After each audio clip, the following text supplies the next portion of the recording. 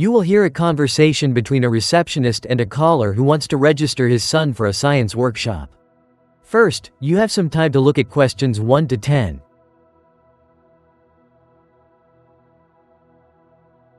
Now listen carefully and answer questions 1 to 10. Hello, Science Explorers Club. How can I help? Hi. I'd like to register my son for one of your workshops. Sure, we have 2 age groups. For ages 5 to 6, kids build a case to protect a raw egg when dropped from a height. Oh, that sounds fun. They also make the tallest paper tower and a car powered by a small fan. And for older children? Ages 7 to 8 build ships and boats and learn to code them to move. They also enter a contest to build the longest bridge using just plastic and tape. Impressive. Plus, they design a short animation using special software. Finally, they get to program a robot to walk and even talk. Great. How much is it? £60 for 5 weeks. The class is held every Saturday from 9:30 to 10:30 a.m. And where's the venue? It's room 14B in Newton Business Park, Southfield. Is there parking? Yes, there's free parking on site.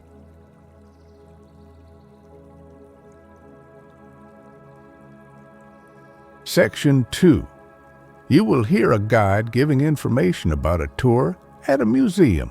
First, you have some time to look at questions 11 to 20.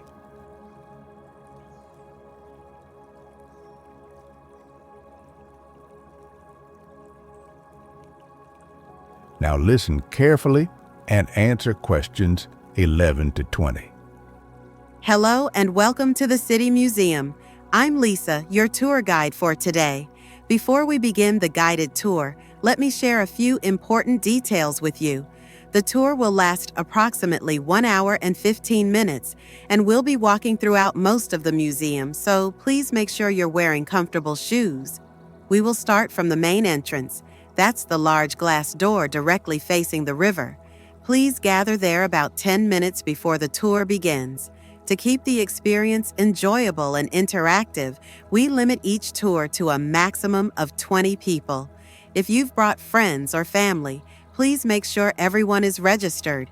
The cost of the tour is £7.50 per adult, or £14 if you'd prefer a family ticket, which includes entry for 2 adults and 2 children under 12. Now, let me tell you about some of the highlights you'll see today. On the second floor, we have our recently opened technology gallery, featuring interactive displays and the latest in educational exhibits. One of the most popular sections includes working models of Roman machines that were used for building and farming.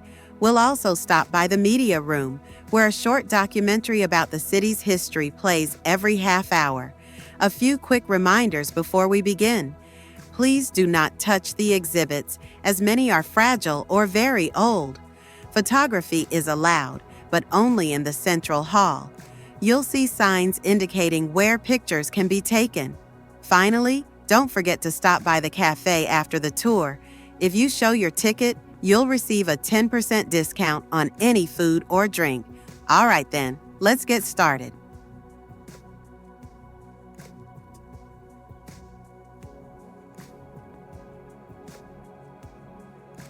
Section 3. You will hear 2 students talking to their tutor about their group presentation. First, you have some time to look at questions 21 to 30.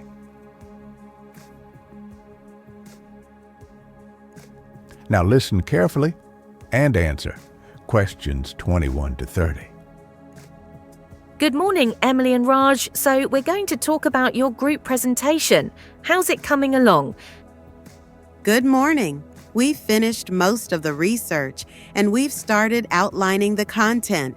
We're focusing on how social media influences consumer behavior.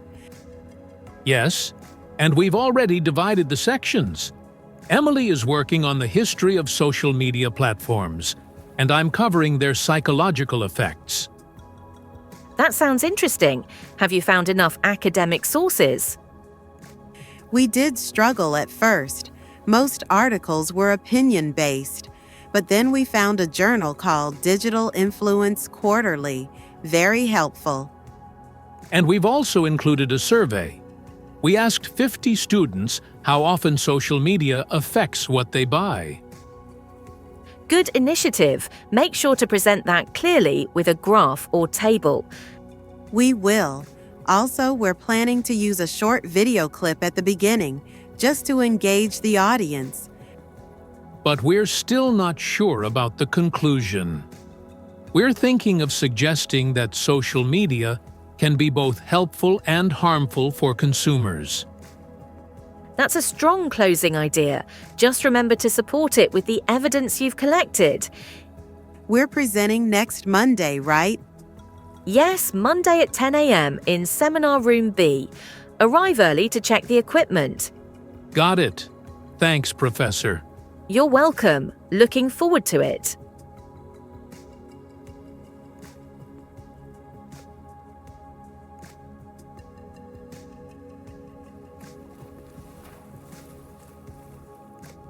Section 4. You will hear a lecture about urban green spaces. First, you have some time to look at questions 31 to 40.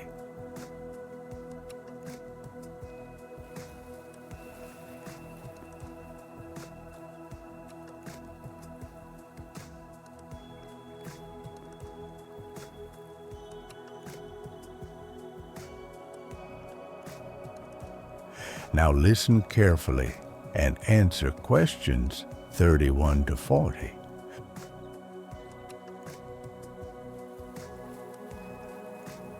Good afternoon, everyone. Today we're going to explore the topic of urban green spaces and their role in modern city planning. Urban green spaces refer to public parks, gardens, and other natural areas that exist within cities. These areas provide more than just a place to relax. In fact, research shows that they offer health benefits, improve air quality, and contribute to social well-being. One important function of green spaces is temperature regulation. Cities tend to be hotter than rural areas due to concrete and asphalt. Trees and vegetation can lower urban temperatures by up to 4 degrees Celsius. Another benefit is the positive impact on mental health. Studies suggest that individuals who live near green areas experience lower levels of stress and anxiety. From an environmental perspective, green spaces help manage stormwater. When it rains heavily, the soil in parks absorbs water, reducing the risk of flooding. Urban planners must consider the location and accessibility of these areas. A good rule is that every resident should live within 300 meters of a green space. One successful example is the city of Copenhagen, which has increased its green space by converting unused roads into small parks and playgrounds. Of course, challenges remain. In densely populated cities, finding available land is difficult. Still, planners are becoming more creative, using rooftops and even old railway lines to create green environments. In conclusion, green spaces are not a luxury but a necessity for sustainable urban life.